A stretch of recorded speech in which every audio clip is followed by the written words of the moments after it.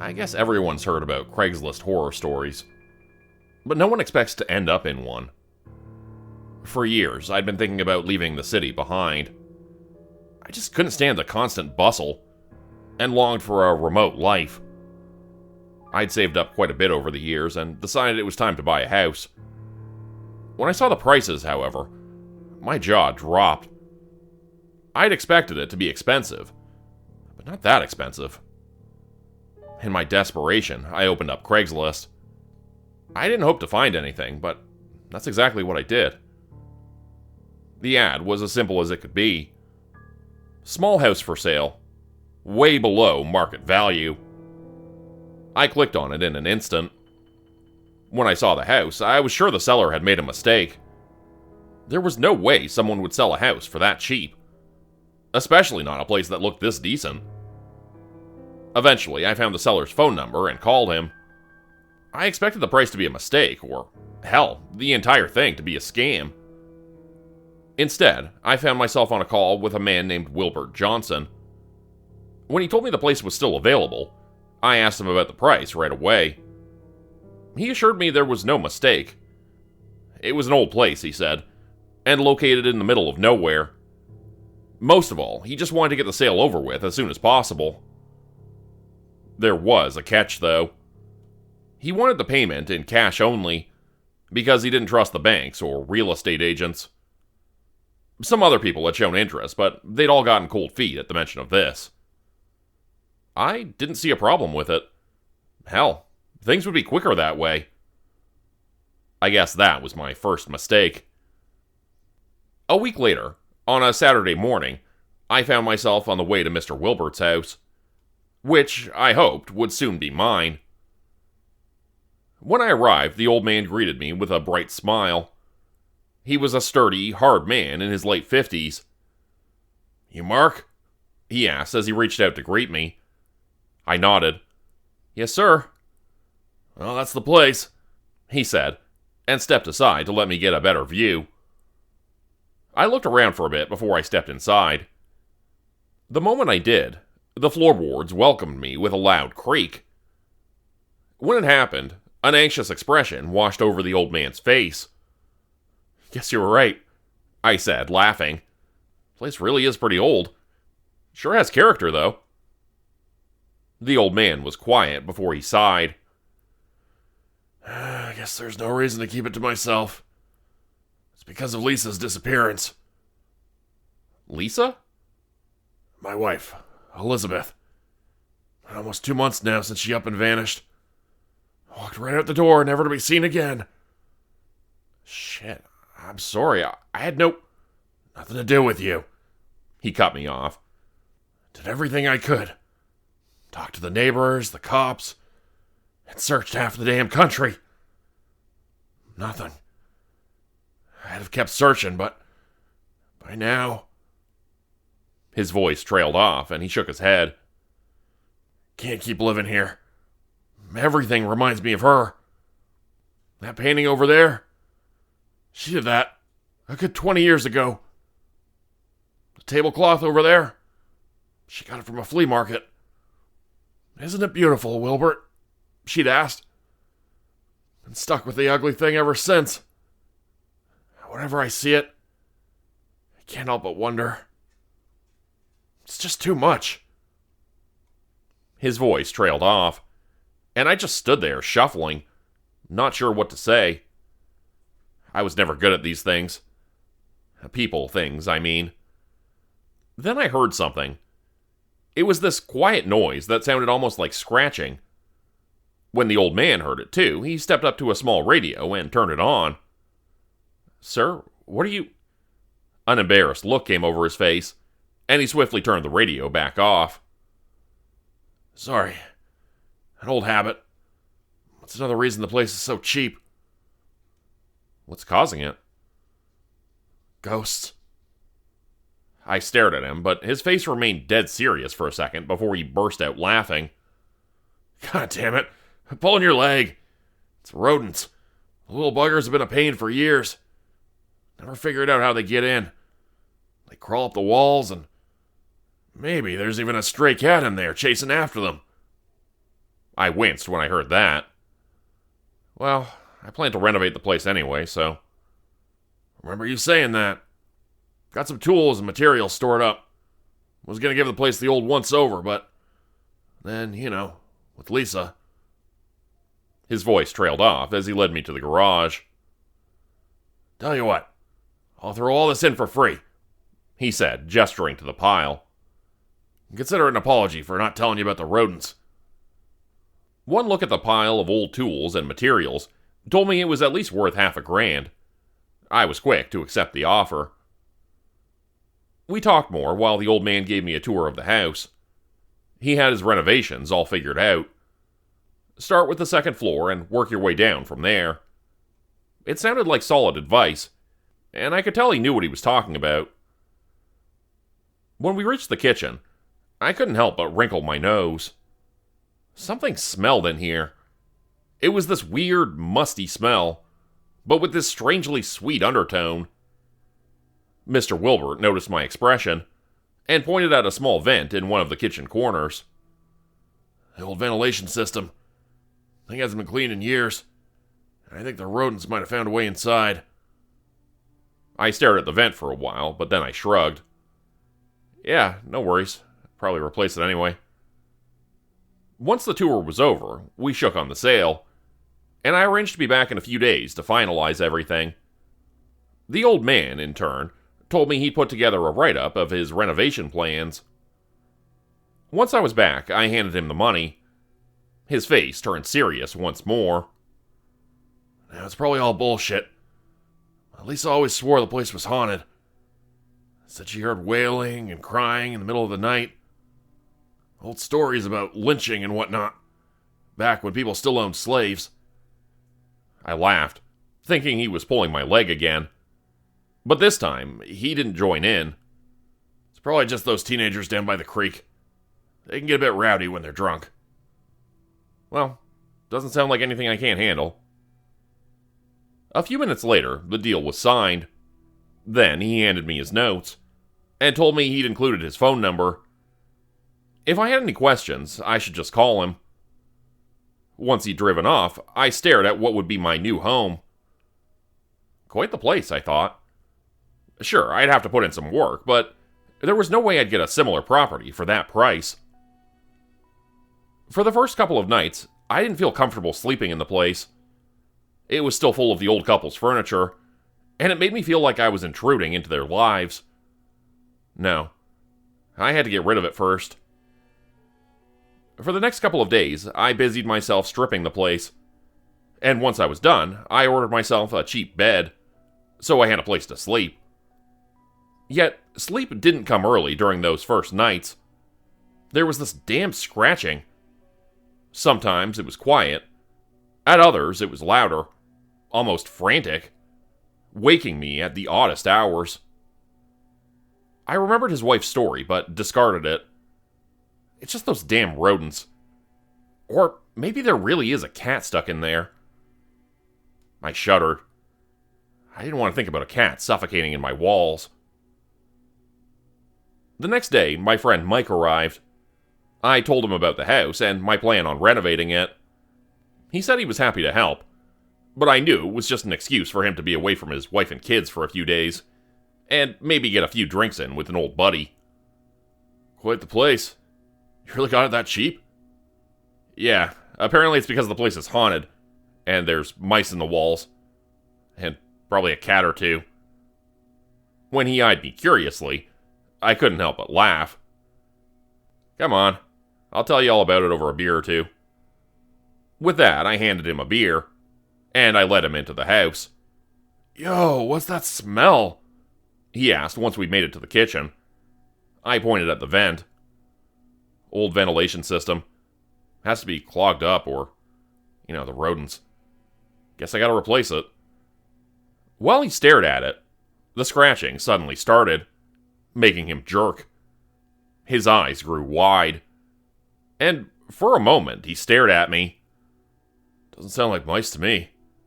Could be rats. Great, I mumbled.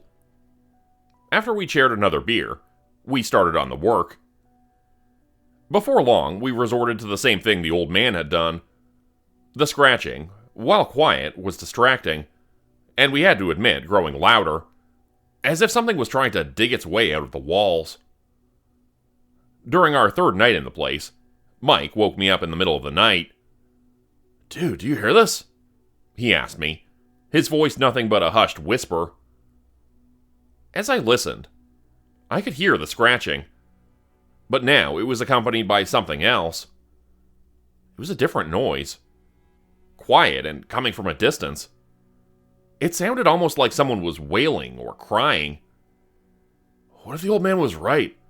The place really is haunted?" Mike asked, an uneasy expression on his face. He'd always been a superstitious guy, easily scared, and a stark believer in the supernatural. "Nah, it's probably those drunk kids fucking around. The old man told me they're gathering at a creek nearby to get drunk. Maybe they think it's funny to scare the new guy."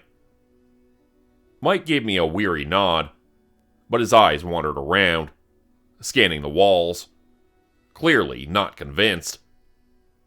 "Guess you're right," he mumbled. Eventually, we settled back down, but sleep didn't come easy. The scratching, the wailing, something was wrong with it. It didn't sound like it was coming from the walls, but from somewhere else. The next day, however, with the sun shining and more renovations to be taken care of, I'd already pushed the thought away. Guess that was my second mistake. For the next 2 days, we doubled down on our efforts. Mike wanting the entire ordeal to be done with, and me trying to find those damn rodents. At the end of the fourth day, Mike told me he was going to get himself a hotel nearby, but I told him he was being silly. Deep inside, though, I was as unnerved as he was, and I didn't want to be alone at the damn place. When I mentioned the teenagers again, he wouldn't have any of it. "You're telling me there's a group of teenagers out there who have nothing better to do in the middle of the night? 2 nights in a row? Look, man, maybe it's something else. I don't know, the pipes, the floor, or fuck, I don't know. Sure as hell isn't frickin' ghosts." Mike grunted, but said nothing. For a while, I considered having a look around the property, to figure out if it really was a group of teenagers. But then I told myself I didn't want to be known as the local crazy person. Then, taking another look at Mike, I turned the radio back on. Sure, it made falling asleep difficult, but at least it was enough to drown out the damn noises. By this point, we were on the 5th day of renovations. By now, we were done with most of the day, and only had the kitchen and a small storage room left. Given that neither of us knew too much about renovations, we'd followed the old man's instructions to the letter. That was my third mistake. Once the sun went down, neither of us wanted to admit how agitated we were. We hadn't turned down the radio all day, but even below the loud music, we could still hear the frantic scratching. Muffled, but almost ubiquitous. It reminded me of nails being dragged over a chalkboard, as if some desperate creature was trying to claw its way out of the walls. Now and then, we also heard these long, high-pitched wails. It wasn't just a noise, but it sounded like crying. The crying of someone far away, and trapped somewhere within these walls. Neither of us said a word about it, and neither of us wanted to acknowledge it. But the disturbing sounds were ever present. Eventually, I pulled out my old laptop, and suggested we watch a movie or two, have a few drinks, and celebrate that we were almost done with the renovations. Mike agreed wholeheartedly, and yet, as the movie played, we were both on edge, jumpy, our voices strained and our laughter too loud and empty. Then, long past midnight, the wailing rose again, louder and more intense than ever before. It cut through the house like a muffled scream, sharp, ragged, pained. Mike's beer slipped from his hands and shattered on the floor, his face pale. I jumped to my feet, heart pounding in my chest, barely able to breathe. "The fuck was that?" Mike yelled, his eyes wide with panic. I opened my mouth, but couldn't find the words. Couldn't find any logical explanation for it. "I don't fucking know, man," I blurted, my voice shaky. We both fell quiet and listened. At first, we heard nothing. But then the scratching returned. This time more frantic than ever before. Another cry echoed through the house. This time even more desperate. "This is insane," I muttered. "It's gotta be those damn teenagers. They're fucking with us. That's gotta be it." Mike just stared at me, but I knew he didn't believe me. Then, and without saying another word, I stormed downstairs and threw open the front door. "What are you..." Mike called after me. "It has to be them," I insisted. Mike hesitated, but before long he followed me. We both knew we were making excuses, and we both knew we'd find no one nearby. For almost an hour, we walked around the property, scanning the field and meadows nearby, but found nothing. No movements, no sounds, and sure as hell, no drunk teenagers messing with us. Before long, we gave up, and neither of us wanted to go back inside the house. Instead, we huddled together in my car, scared and exhausted. When morning came, neither of us moved. We sat in the car for what must have been half an hour, maybe longer, just staring ahead at nothing. My hands rested on the steering wheel, and for a moment I considered just driving off, and leaving the house and whatever was causing the sounds behind. "Fuck it," Mike finally said, and pushed open the car door. His face was pale, his eyes bloodshot, and he had deep shadows under his eyes. I knew I didn't look much better. He downed the rest of his stale beer and set out for the house. After a deep breath, I followed him. That day, we worked faster than ever. Neither of us said much. Instead, we only focused on getting the job done. Taking care of the floorboards was much harder than we'd imagined. We were both exhausted, and even worse, hungover. Still, we continued on, tearing away the floorboards in the storage room. All morning, the radio's loud music was our constant companion, until its batteries died. I cursed and almost hurled the thing across the room when I noticed something. All was quiet.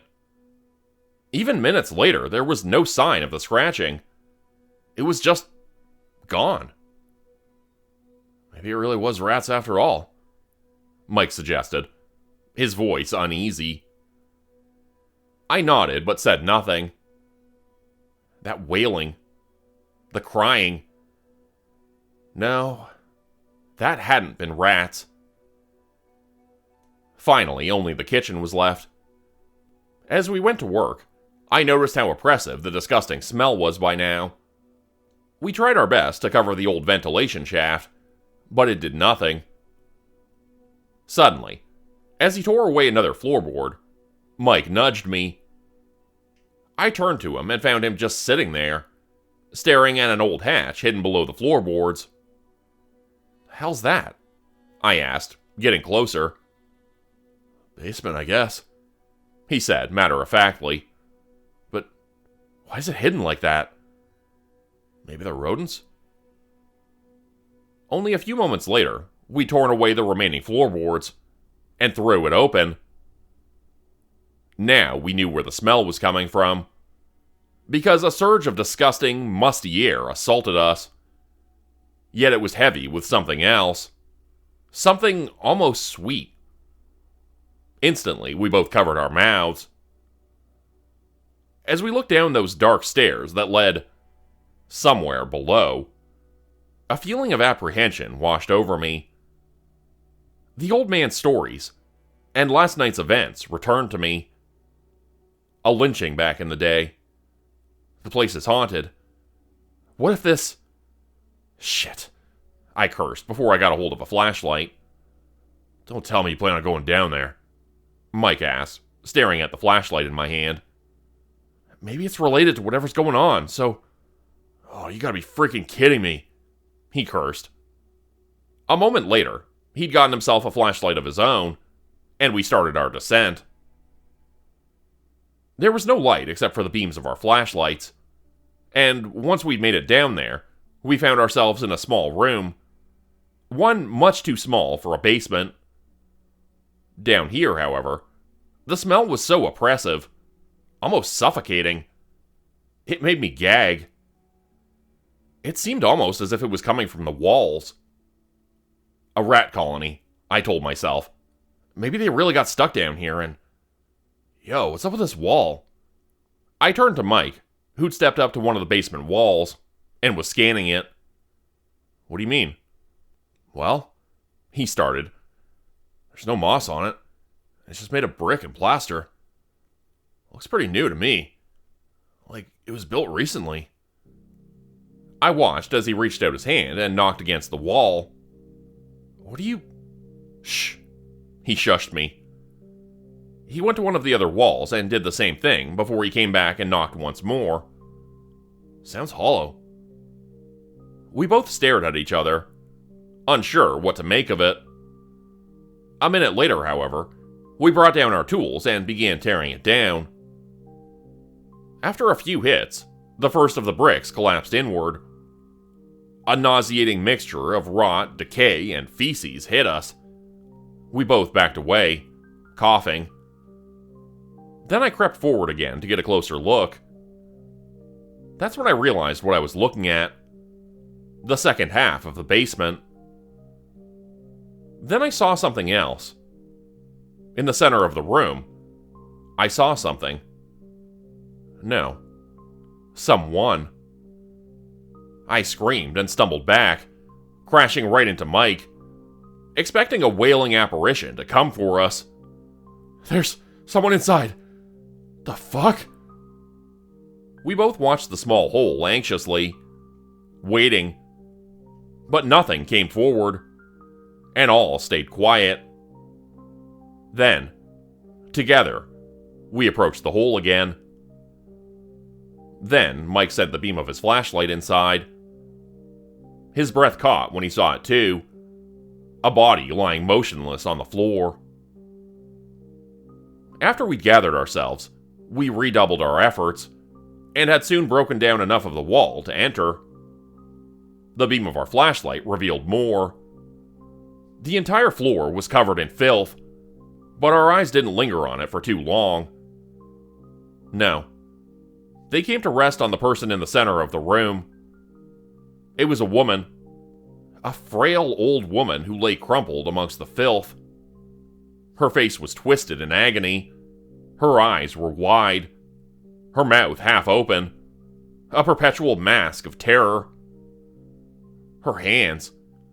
Oh God, her hands. They were raw and bloodied. The nails cracked and broken. When I saw them, it finally clicked. The scratching, the wailing. Dear God. A moment later, we were back upstairs and called the cops, telling them what we'd found. When they arrived, they were quick to identify the woman, but there was no need for a name. The moment I'd understood what was going on, I knew who she was. It was Elizabeth Johnson, the old man's wife. Become a channel member today for early access, bonus videos, and special emojis only available to members. Check out the description below or click the join button for more info. If you'd like another way to help support the channel, please consider joining my Patreon page at patreon.com/JordanGroupHorror. As a patron, you'll get access to bonus videos and content. You'll be credited at the end of every video going forward, and if you decide to stay for 3 months, I'll name a character after you which will be featured in a Hollow's End story. Links to join the Patreon are in the description. Thanks everyone for listening. Please like, subscribe, and comment to help the channel continue to grow, and see you again next time at 4 p.m. Eastern Standard Time. Hope you have a great night.